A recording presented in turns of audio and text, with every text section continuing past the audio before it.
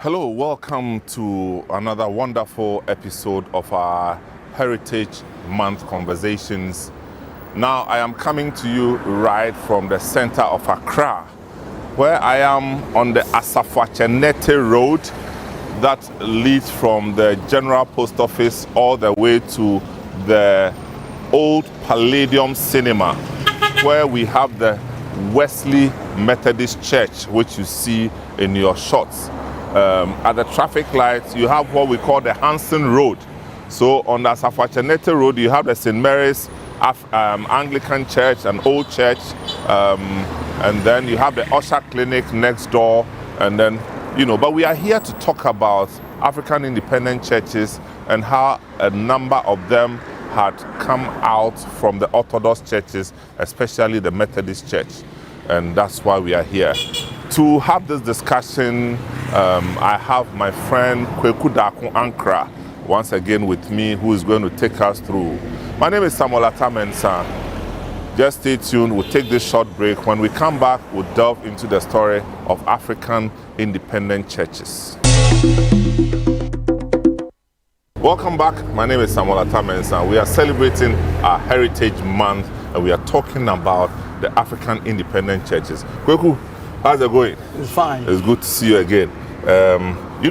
In our earlier episode, we talked about the Negrian Church. We talked about the Divine Healers Church, or Brother Lawson, or Yesu Bami, Charlie.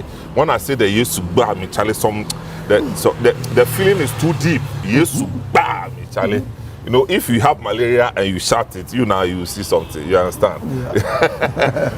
But this one, we are moving into the likes of the Awoyo churches or different cancer churches. They used to be very prominent in our system.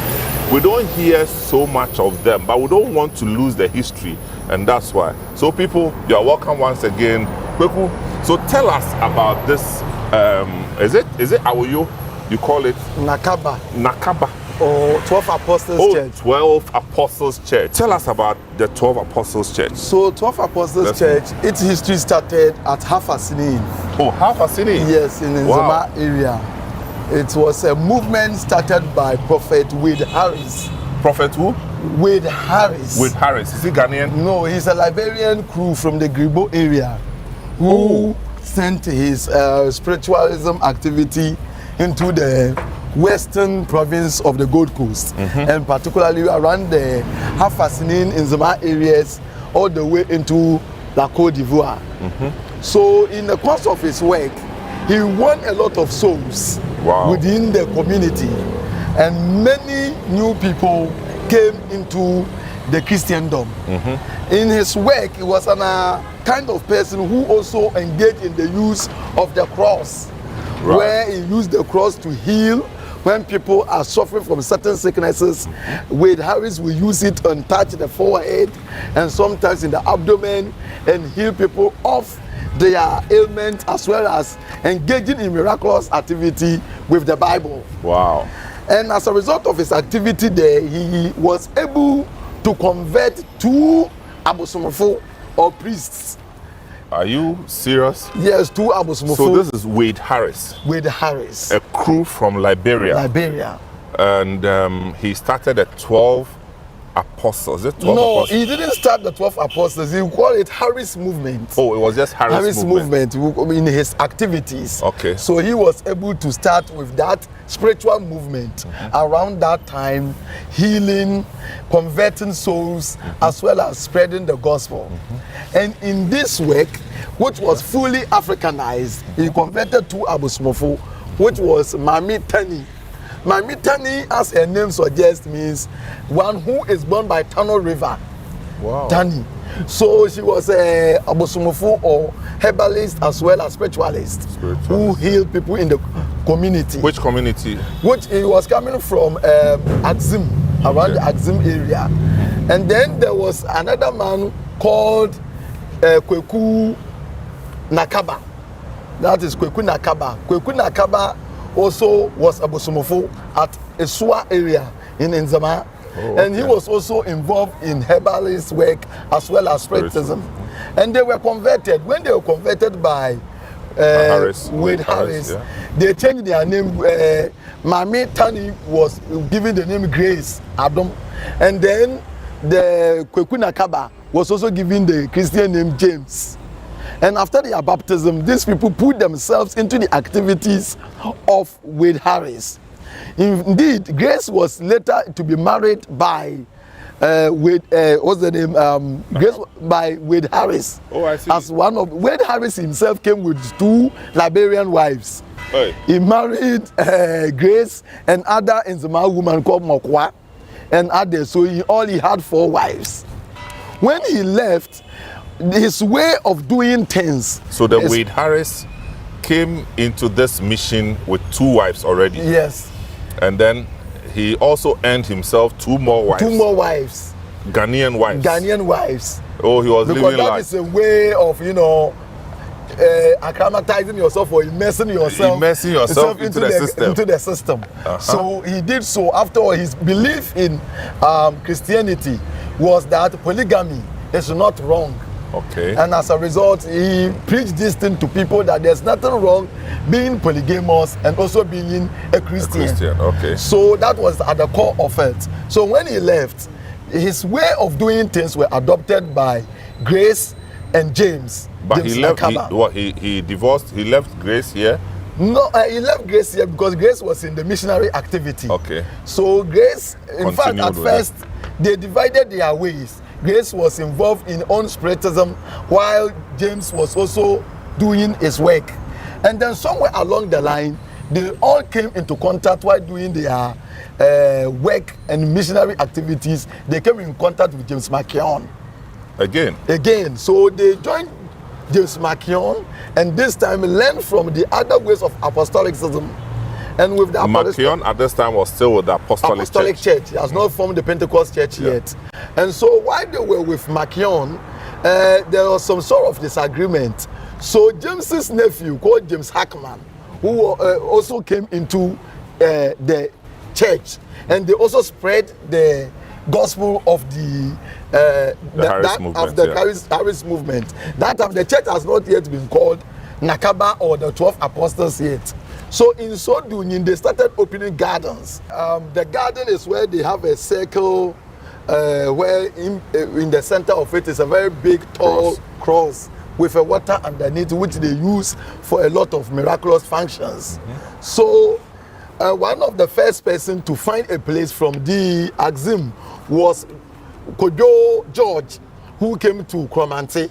The reason why Kromanti became their capital, he came to Kromanti and then had the first garden at Kromanti and then started preaching the word of God as well as doing some miraculous stuff in the community. Then one day there was an issue between him and the community where he prophesied that a whale that had died and has been washed ashore to the Kromanti is a deity, and so the people should not eat it.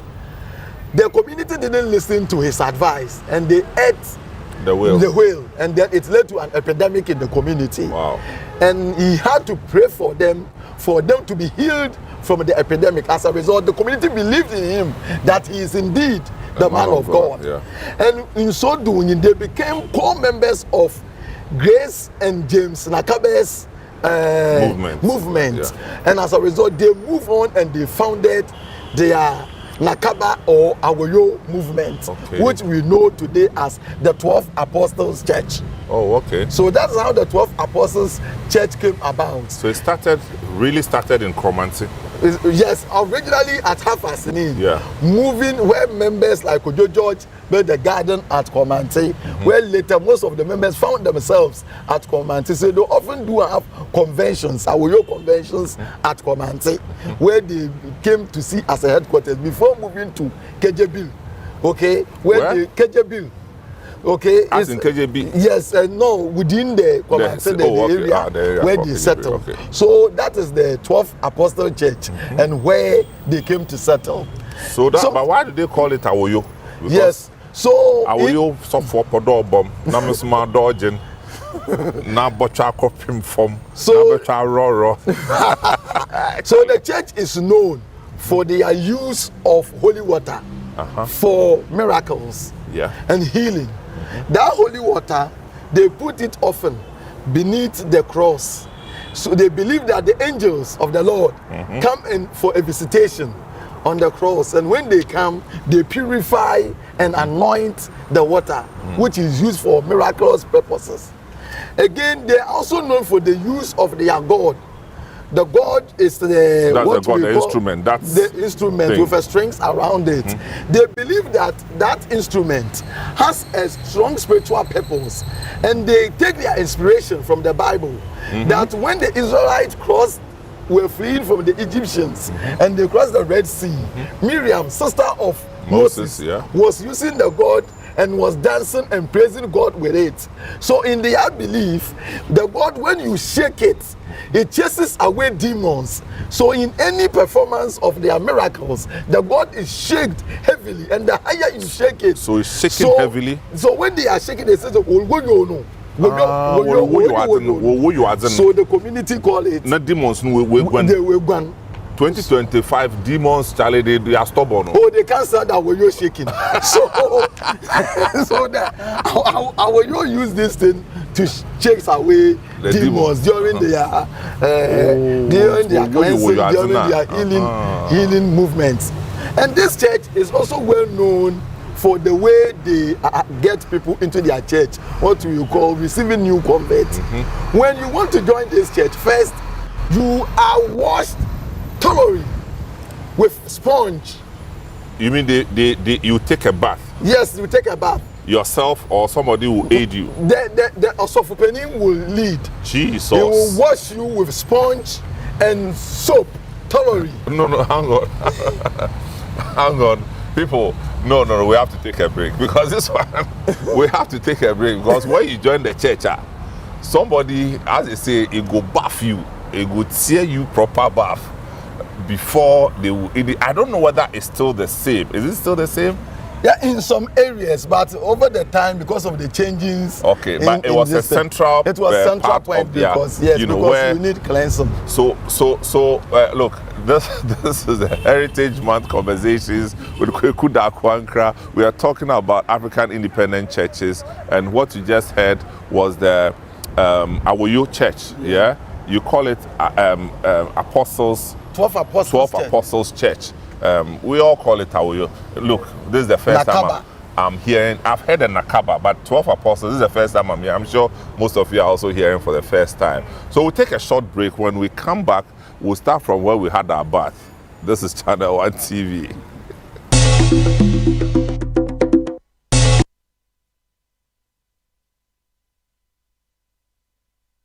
At Sugar Laundry and Cleaning Service, we take up residential and commercial laundry and cleaning services. So for the laundry, we wash, press, fold, and dry clean, carpet cleaning, power robes, sofas, bags, wedding gowns, suits, jackets, etc. We do general cleaning for households and institutions who are moving in and out of their homes.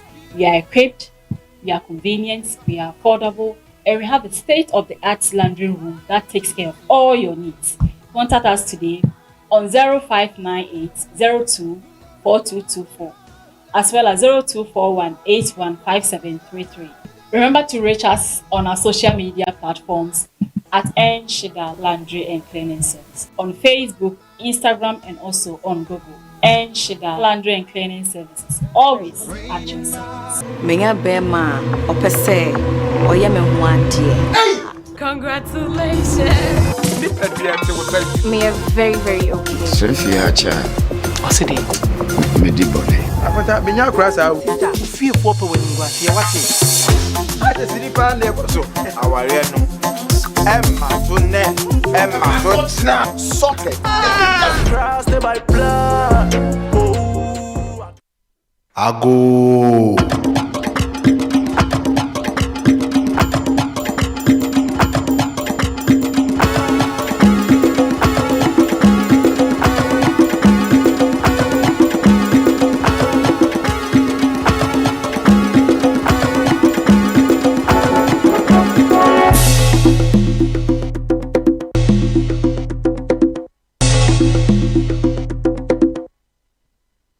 Welcome back. My name is Samuel Atamensa, and I'm here with Kweku Dako Ankara. We are having Heritage Month conversations, and we are talking about African independent churches. There are so many things that we have taken for granted about our own history.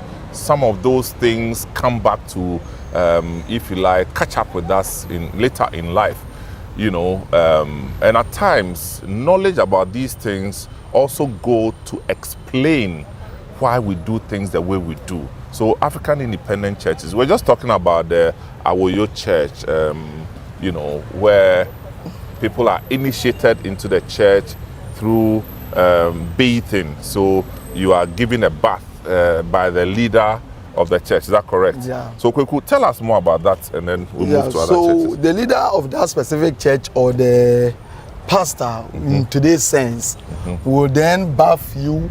So men will be bathed by men. Okay. Women will be bathed by women. Okay.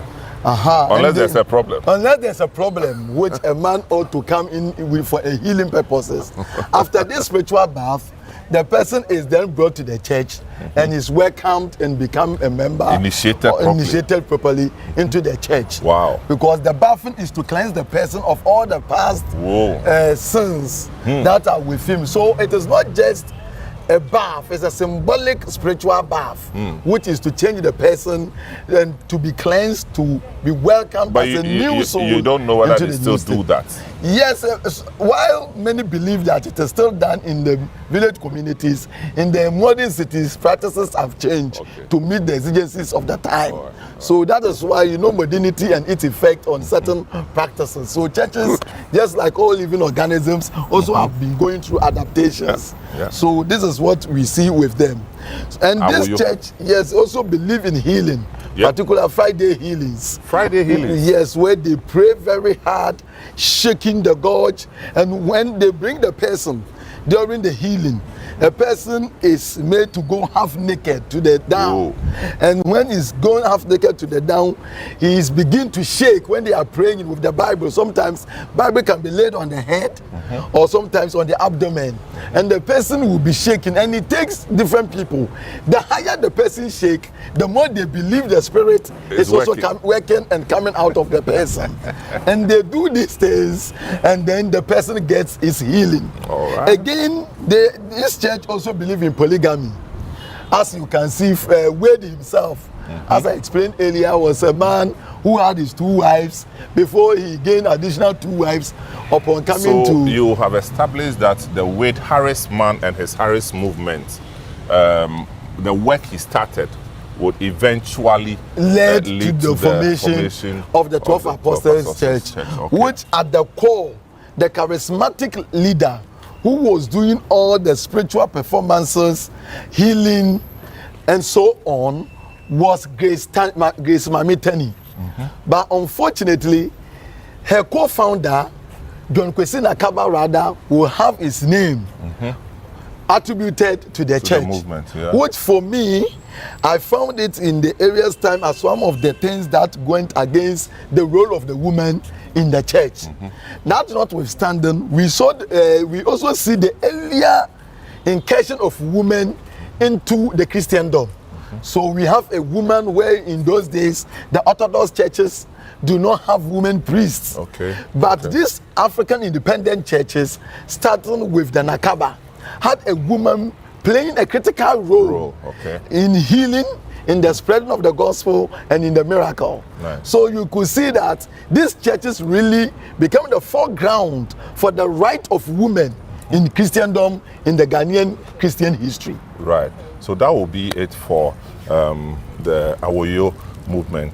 Now, another church that was quite prominent, especially in the central region where I did my secondary education, was a church called Mozama Disco Christo Church. I mean, as kids, the moment we heard the word disco, we thought that, hey, what's up, man? But it was so dominant and had such a serious community of loyal followers. And you care to give us a background of that as well? So Mozama Disco Christo Church, which is the Lord of the Cross, the Lord of the Army of the Cross Church. The Lord of the Army of the Cross Church. It's a Rade Asafu Akufu. So this group of people was a church actually that was born out of Methodism. Oh, Methodist Church person. Yes, it was a Methodist who emerged church. from the Methodist church. Okay. He was to say that the Methodist Church gave birth to it, but this person used to be a member of the Methodist Church. His name is Joseph William Ejanka Apia. Joseph William Ejanka Apia. Joseph William Ejanka Apia. He was born in 1892 at Abura Edumufa. That is why you hear where Mami Grace at the Edufa camp, prayer camp. Yeah, prayer camp. So that is where he was born to Mami Ama Osom and Kwesi Odum in 1892. He started his school at Abrodunko. When he was at Abrodunko, he attended the Methodist Church until the Methodist Church, Reverend Ato Ahoma, who founded the Methodist Christ Little Band, went there. And then he was the teacher. And Reverend Ato Ahoma was a member of a spiritual movement in the United States, the DeLoreans movement, which the church actually frowned upon. He introduced Ejanka Apia to the movement at a young age. And when he was moving to Cape Coast, Ejanka Apia followed him to Cape Coast, where he schooled. After that, he got a job, and then he became a member of the Methodist Church, the singing band, first as a catechist.